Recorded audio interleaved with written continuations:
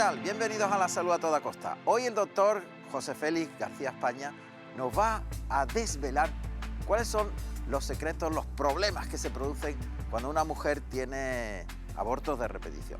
Hay muchísimas personas, casos en los que la mujer quiere quedarse embarazada, lo consigue, pero luego resulta que aquello no va a término. Y tiene unas causas y tiene además unas razones que los científicos conocen y van conociendo cada vez en mayor profundidad. Bueno, pues el doctor García España, que como sabéis es el jefe de reproducción asistida en el Hospital HLA El Ángel, hoy nos va a dar algunas claves para darnos una esperanza al respecto de que estas cosas tienen solución hoy día. Bienvenido, doctor. ¿Qué tal? ¿Bien? Bueno, pues es verdad que hay muchísimas mujeres que consiguen el embarazo, incluso a veces después de una lucha importante, y tienen una frustración grande porque aquello no termina nunca, ¿no? Y se van produciendo episodios que marcan incluso psicológicamente a la mujer y la marcan de una manera clara, ¿no? Efectivamente. Y es un problema difícil porque nosotros en la unidad de reproducción podemos encontrar dos tipos de mujeres, ¿no? Una que es la que denominamos estéril, que es la mujer que no se queda embarazada. Sí. Entonces, la mujer que no se queda embarazada después de unos estudios, pues una fecundación in vitro, por ejemplo, al final del camino, aparte de inseminación, hay métodos, puede conseguir el embarazo. Después está la infértil, que es la que tú nombras ahora mismo, que es la mujer que se queda embarazada, pero que lo pierde, ante la cual las mismas técnicas de reproducción no sirven. Claro. Es decir, una mujer que se queda con facilidad embarazada, pero lo pierde, el simple hecho de hacer una fecundación in vitro que le ayudaría a la otra mujer que no se queda, a ella no le sirve de mucho, puesto que el problema viene después. Después. O sea que hay una diferencia muy clara.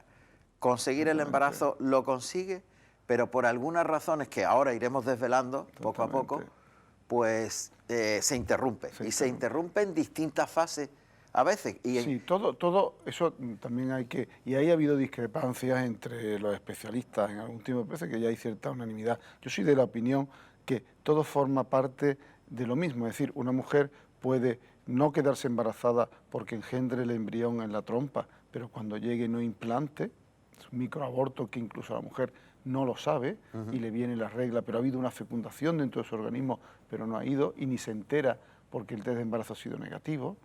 Puede implantar el embrión, dar un test de embarazo positivo, pero se para posteriormente y nunca veremos el embarazo en la ecografía, lo que llamamos aborto bioquímico.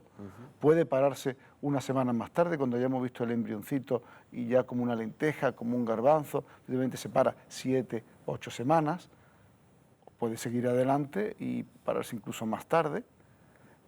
Luego todo forma parte, es decir, no debemos de estandarizar. Yo he tenido el aborto más típico que suele producirse en el primer trimestre, 7, 8, 9 semanas, ¿no? Incluso yo creo que esa primera parte donde ha habido una pequeña implantación y la mujer lo sabe también, y hay muchos así, es decir, la mujer puede tener muchos microabortos que no se entera porque la especie humana no es muy buena a la hora de la fertilidad. Es curioso. Y la principal causa, que eso tiene que quedar muy claro, la principal causa es la causa cromosómica o genética. Es decir, la principal causa de que una mujer aborta es porque el embrión no viene bien. Esa es la principal. O sea después hablaremos de otras secundarias, pero la principal es esa. Es como una respuesta del organismo en el sentido de yo sé que esto no va a funcionar y lo expulso. Bien del organismo o bien del mismo embrión que en su desarrollo tiene una alteración, sabe que tenemos nuestros cromosomas con todos los genes que van a ser responsables de la formación anatómica, de la formación del ser humano. Entonces, si hay un defecto, dependiendo de ese defecto, este embrión tendrá una supervivencia mayor o menor. Eso lo vemos en el laboratorio también, cuando hay embriones que no llegan siquiera al 5.º día, a lo que llamamos blastocistos, que se quedan en el 2.º o 3.er día, se paran. O van mal y no llegan al 5.º día de cultivo en el laboratorio. ¿Por qué? Pues cuando hacemos el diagnóstico genético preimplantacional, es decir, sacarle una celulita de esos embriones, ahí ya tenemos la respuesta y vemos cómo muchos de los que no llegaron a blastocisto, pues estaban mal, ya tenían, o muchos de los que han llegado a blastocisto es decir, blastocisto para que lo entiendan, a quinto día de laboratorio, quinto o sexto día, que es el último día donde podemos tener unos embriones en cultivo en laboratorio, nos viene el análisis cromosómico diciendo que ahí tenemos embriones todavía ahí dispuestos a ser transferidos, pero que no están bien cromosómicamente, que les sobra algunos pares cromosómicos, algunos los denominan en los informes caóticos, porque vienen no con 46 cromosomas, con muchas más repeticiones de las que debería de haber, otros les faltan, en fin, que no vienen bien su dotación cromosómica. Pero entonces, la mayoría de los casos, supongo que no todos, tiene mucho más que ver con el propio embrión que con la mujer. Absolutamente. Decir, esa es la unión tanto de lo que aporta el espermatozoide como del óvulo. Más que la propia mujer, su idiosincrasia. Efectivamente, y eso es algo que la mujer debe saber, porque en estos casos la mujer lleva un sentido de culpabilidad muy grande. Claro. Y muchas veces, bueno, ahora veremos, un embrión está formado por los espermatozoides, con los cromosomas que llevan los espermatozoides y el óvulo. Claro. Y ese embrión que no viene bien, que no viene correctamente y que lleva al aborto, a su detención y al aborto, puede estar motivado bien porque el óvulo no venga bien, es decir, ese óvulo que la mujer entrega, ya sus cromosomas que lleva adentro no están en condiciones, o porque el espermatozoide que lo ha engendrado no está en condiciones, o porque habiendo sido un buen óvulo y un buen espermatozoide, en el azar de la unión de esos 23 cromosomas que aporta la mujer y de los 23 cromosomas que aporta el hombre, en esa unión ha habido un defecto espontáneo. Por eso, a la hora de definir un aborto, una mujer que tiene un problema, esta mujer tiene un problema abortado, tenemos que tener en cuenta, primero, que clásicamente se decía 3 abortos consecutivos sin un hijo nacido sano. Ahí ya, estadísticamente, esto se ha rebajado a 2 abortos. Una mujer que ¿Qué quiere decir eso, doctor? Vamos a ver, que si una mujer nos viene y dice, yo tengo un hijo de 3 añitos y ahora he tenido 2 abortos. Ajá. Esa no es una mujer a la que la podamos definir. Después la estudiaremos porque, por empatía, porque ella lo lleva muy mal y le haremos ciertos estudios. Pero esa mujer probablemente en otro embarazo le irá bien. O sea, no tiene por qué irle mal. Claro, que no se encuadra dentro de lo que estamos hablando. Exactamente. De abortos de repetición. Exactamente. Ya. Ahora, esa mujer que te dice, mire usted, yo he tenido 3 abortos consecutivos, evidentemente también hay que mirar la edad. Es un factor que hay que tener en cuenta. Claro. Claro, pues normalmente estamos hablando de mujeres relativamente jóvenes, menores de 35 años, donde la posibilidad de un aborto por embarazo es de un 14%. Luego, si ha tenido 3, y como he dicho, ahora se ha rebajado a 2, entre otras cosas, porque cuando la mujer ya ha tenido 2 abortos para ella, y no tiene hijos, le supone una gran angustia, un gran problema. Lógico. Claro, la respuesta inmediata es, si usted, yo tendré un 60-70% de que mi próximo embarazo vaya bien, pero no espere usted que vaya mal para investigarlo, hágalo ahora. Entonces, se ha reducido, estadísticamente sí, se ha considerado que 2 ya podemos hacer ciertas investigaciones. Pero, como decía, la edad es muy importante. Debemos de tenerlo dentro del contexto, es decir, hay pacientes, como siempre se ha dicho, no hay casos, hay que ver, no hay enfermedades, sino pacientes, y hay que ver en qué contexto, porque como decíamos, una mujer menor de 35 años tiene un 14% de posibilidades de tener un aborto en la especie humana, normal. 14% pero una mujer de un aborto, pero entra decir, dentro de lo... Sí, de lo normal. De lo normal. De lo normal. Que esa mujer de 33 años tenga un aborto, pues es un 14% de posibilidades cada vez que te queda embarazada de poder terminar en un aborto, sin que pase nada, sin que tengas ningún problema, mala suerte, por decirlo de alguna manera. Mientras que una mujer de más de 43 o más tiene un 69, algo, 70% de posibilidades de abortar. Es decir, ¿por qué? Y eso es bien sabido, cómo la mujer a medida que avanza en edad va dando peores óvulos. Le va quedando menos y lo peor. De ahí que, por ejemplo, el síndrome de Down o alteraciones cromosómicas sean más frecuentes con la edad de la madre. Claro, claro. Y menos en la juventud. Claro. Por ejemplo, pues una niña de 20 y tantos años tiene una posibilidad de un síndrome de Down de 1 de cada 1000, 1000 y pico. Mientras que una mujer de más de 40 se acerca a 1 cada 50 o 1 cada 25 embarazos. ¿Por qué? Porque esa mujer está dando óvulos ya con algún problema. Pero también el hombre contribuye. No debemos, comprende que mirar las dos cosas. ¿Tiene también que ver la edad en el hombre? No tanto, porque el hombre el problema en la mujer es que la mujer cuando nace ya tiene una dotación de óvulos. Sí. O va eliminando rápidamente y se estima que para la menarquia, cuando ya empieza con la regla, para la pubertad, puede tener unos 400.000 ovocitos, los cuales va a ir gastando. Es como las neuronas, aunque hay una teoría de que la neurona se regenera y tal, pero los óvulos no se regeneran. Los que hay son los que hay y se van gastando y se van perdiendo a lo largo y están sometidos al estrés oxidativo y a muchos factores que van empeorando, y además porque vamos gastando probablemente los mejores.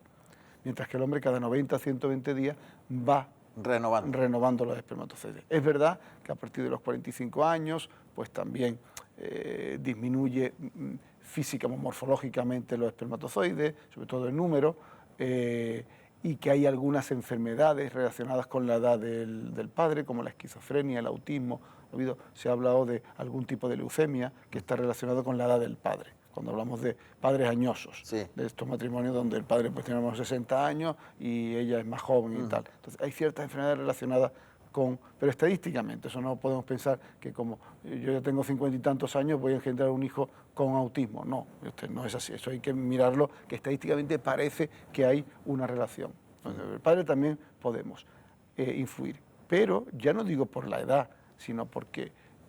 una de las cosas que nosotros estudiamos cuando tenemos el aborto, un caso de aborto, es hacer lo primero que hacemos, ¿qué investigación? Es un cariotipo. El cariotipo es un análisis de sangre donde vemos los cromosomas, tanto de la madre como del padre. Es decir, estamos, para aquellas personas que nos oyen, nuestros cromosomas, en 46 cromosomas, tenemos toda nuestra información. Los varones somos XY, tenemos unos cromosomas sexuales denominados así, y las mujeres XX. Entonces, eso es lo primero que hay que ver, porque aunque no tengamos morfológicamente un defecto o un problema visible, pero podemos tener un trocito de un cromosoma que esté roto, que esté partido, que esté invertido, que esté puesto en el cromosoma de al lado, que esté cruzado con el cromosoma de al lado. Y eso a nosotros no nos hace nada, no se nos demuestra de ninguna manera, pero puede llevar, entre otras cosas, a abortos de repetición, por ejemplo. Por eso en nuestra unidad siempre pedimos un cariotipo, porque esos pequeños defectos escondidos ocurren en 1% de la población. Es decir, si yo no lo hiciera, eso lo digo así a mis pacientes, esto no es obligatorio hacerlo, pero es una recomendación importante, porque si no lo hiciéramos, al final, si hacemos 300 ciclos al año, 300 fecundaciones in vitro, pues habrá 3 o 4 al final del año que no se han quedado tal y dicen, vamos a hacer un cariotipo. Pues esto podríamos haberlo hecho al principio, claro, no ahora, claro, que ya nos hemos gastado un dinero y que esto no ha salido. ¿Me entiendes? Lo primera investigación, y sobre todo cuando hablamos de aborto, es un cariotipo. Pero después también... Cariotipo, que es ver los cromosomas de ella y de él. De los dos. Bien, una vez hecho eso, a la mujer ya no se le puede estudiar más a fondo. Es decir, los óvulos no podemos estudiarlos, no podemos ver cómo van los óvulos. Tenemos que recordar que los óvulos llevan la mitad de los cromosomas y los espermatozoides, lo hemos dicho antes, 23 y 23, sí, para que al unirse vuelvan a formar otro ser de 46. Entonces, a la mujer ya no podemos ir más en profundidad, porque hay pocos óvulos. No vamos a hacer una fecundación in vitro y aunque le hagamos y saquemos muchos óvulos, se necesitan millones de óvulos. Como tenemos sí millones de espermatozoides para poder ser estudiados. Y se estudian dos factores principalmente cuando tenemos, como parte del estudio de aborto. Uno es lo que denominamos el FISH, como pescado en inglés. Sí. Eso lo que va a estudiar es eso, que en los espermatozoides tiene que haber 23 cromosomas. Y hay varones que en la formación de los espermatozoides, cuando están en el testículo, eso no lo hacen bien. Y los espermatozoides no van con 23, sino que van con 24, 22 o 25 cromosomas. ¿Y eso es frecuente? A la hora de dividirse. ¿Y eso es frecuente? Se asume que un 7% de la población puede tener además el FISH alterado. Lo que ocurre es que ese FISH alterado, esa meiosis, esa división, no se le hace a todo el mundo, así como hacíamos cariotipos a todo el mundo. Seleccionamos muy bien a qué paciente hay que estudiarle esa prueba, para ver si sus cromosomas, si sus espermatozoides, perdón. Estamos hablando del varón ahora. Del varón nada más. Viene con sus cromosomas adecuados o no. Porque esa prueba es una prueba cualitativa, no cuantitativa. Eso significa que cuando damos el resultado, le decimos, usted está dentro del rango de la población. Es decir, que si hay supongamos, que 10 de cada 100 espermatozoides pueden venir con mal, pues usted está menos del 10%. Ah, pues muy bien, fenomenal. Es decir, usted está fuera del rango. de la población. Pero mire usted, tengo un 11% o un 99%. Pues no lo sabemos, porque la prueba es incapaz de darla. Pues me ha hecho usted un flaco favor, porque ahora no sé si mi problema, sé que puedo tener algo, pero no sé cómo de serio es ese problema. Ese es el defecto que tiene esa prueba. Pero nos pone sobre aviso que al menos ese varón está fuera del rango de la población, que a lo mejor, como he dicho, no tiene mucha importancia, porque todavía sigue teniendo un gran número de espermatozoides normales. Pero ya suenan las campanas por ahí. Claro, lo que hace esa prueba es colocarte dentro de una de las posibilidades de que pueda producirse exactamente. Aborto. Por lo que ahí vamos, una de las pruebas principales para aquella mujer que tiene abortos de repetición, sobre todo si encima ya nos llega, en fin, con cierta edad y que ahora últimamente tampoco se queda, donde eso es muy corriente. Entonces yo he tenido varios abortos y es que, bueno, me han hecho unas pruebas, mis médicos, tal, como ahora hablaremos, me ha mandado al hematólogo, me ha hecho estas pruebas, el cariotipo lo tengo bien, pero es que llevo un año ahora intentándolo, que me dijeron que me pusiera, tomar aspirina, por ejemplo, estoy adelantando cosas tal, y no me quedo. Entonces ahí ya tenemos algo que es muy frecuente, que estamos uniendo la infertilidad con la esterilidad. Entonces, en cualquier caso, cuando la decisión que se toma es hacer una fecundación in vitro, la prueba principal para una mujer que ha tenido aborto, y decíamos, la fecundación in vitro per se no es una técnica apropiada si no se investiga esos embriones. Porque claro, a esa mujer le va a decir, pues mire usted, hemos hecho una in vitro y tiene usted 8 embriones. Le hemos sacado una célula, esos que estamos viendo, a cada uno de ellos. Y hemos visto que todos estaban mal. Todos venían alteraciones. Hombre, pues aquí pasa algo. Me he gastado un dinero importante, pero sé que iba a tener otro aborto o no me iba a quedar. Y aquí uno de los dos, cuando viene todo mal, tiene el problema. Luego habrá que pensar en un paso posterior que uno de los gametos, espermatozoide o óvulo, es responsable y por lo tanto habrá que cambiarlo. Sí. O no, mire usted, tiene, aquí hemos sacado de 8 que hemos estudiado, 3 embriones son perfectamente normales, cromosómicamente normales. Luego la primera causa la hemos descartado, o al menos tenemos varios embriones que no deben de dar aborto. Ahora, si lo dan, puede ser por otras razones. Claro. Y entonces ya entramos en territorios un poco más complicados y no tan frecuentes como el problema cromosómico. Luego, hay un camino por el que se empieza siempre, un camino en la investigación. Y es como una especie de protocolo que hay que seguir para ir descartando las causas que nos pueden llevar al aborto. Correcto. Y esa primera que hemos explicado, como es la más frecuente, es la primera que hay que estudiar. Claro. Que es las alteraciones cromosómicas y por qué, y si esos embriones vienen bien o no vienen bien, o alguna causa que la justifique. Entiendo.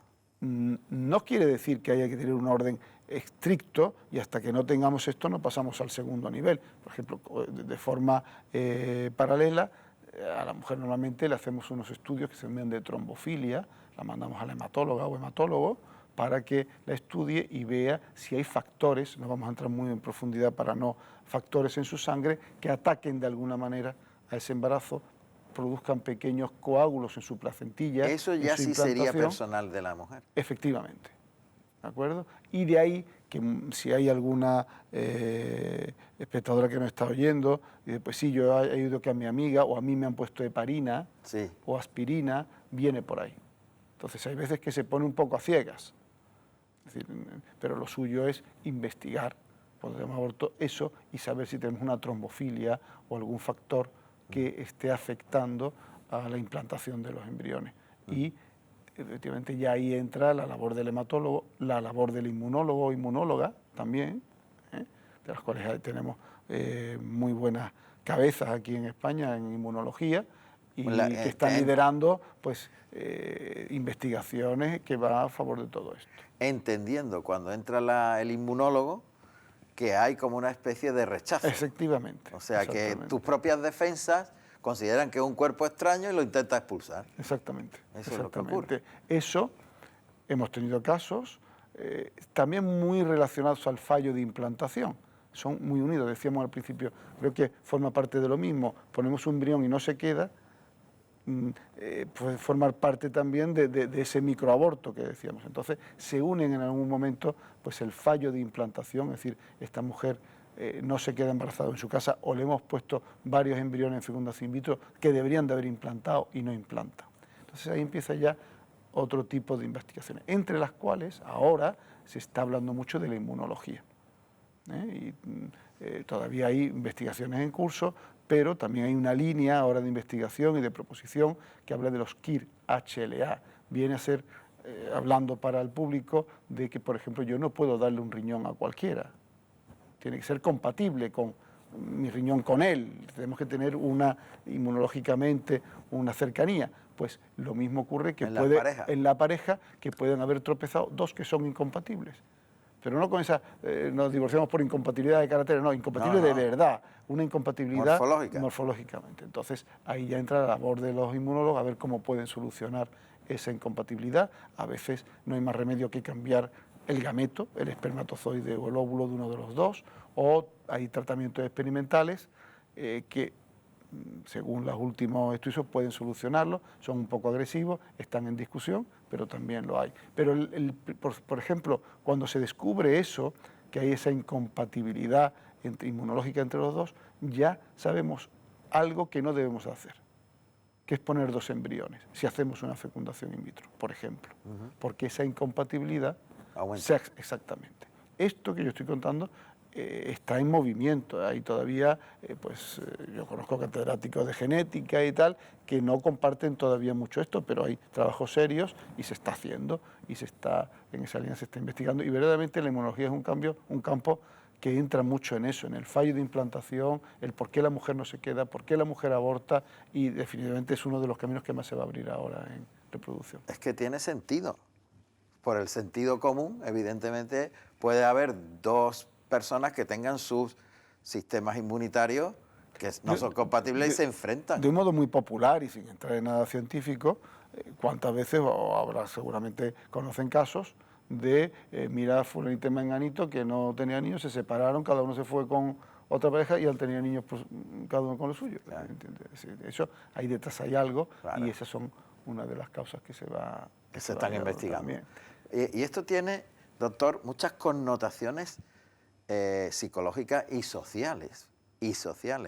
Porque claro, ahora la ciencia está descubriendo todo esto y aquí lo estamos contando. Y todo el mundo puede entender lo que estamos explicando en el sentido en que hay personas que tienen unos sistemas de defensa que no son compatibles con el otro y que provocan un rechazo a aquello que fabrican en común. Que no quiero dar la idea, y perdona que te interrumpa, que ahora hemos dicho cuál es la principal causa, y la principal causa puede ser el azar. Y claro. Aquella mujer que no esté escuchando y ha tenido aborto, que no se preocupe tanto y vaya a pensar, ya con mi marido soy incompatible. Eso es un porcentaje muy pequeño. Está bien en ¿de acuerdo? Explicar eso. Sí. Que perdemos el norte. Sí, que luego se coge una parte por el todo, ¿no? Exactamente. Cuidado con eso. Cuidado. No. Lo que intentamos es explicar cómo a lo largo de la historia pues se han estigmatizado a muchas personas y fundamentalmente la mujer, y hay que reconocerlo así, en el sentido en que... Siempre ha sido la culpable. Y resulta que no. Tengamos a Enrique VIII, por ejemplo, cuando no se quedaba de tal, y quién sabe, si en estos tiempos hubiéramos descubierto que tenía un fish alterado, una alteración, un cariotipo alterado. Pues muy probable. Probablemente. Muy probablemente, claro. Y entonces, lo que es el desarrollo de la ciencia y el trabajo que hacéis está, afortunadamente, descartando toda esta serie de cosas que han condicionado la vida de millones de personas. Exactamente.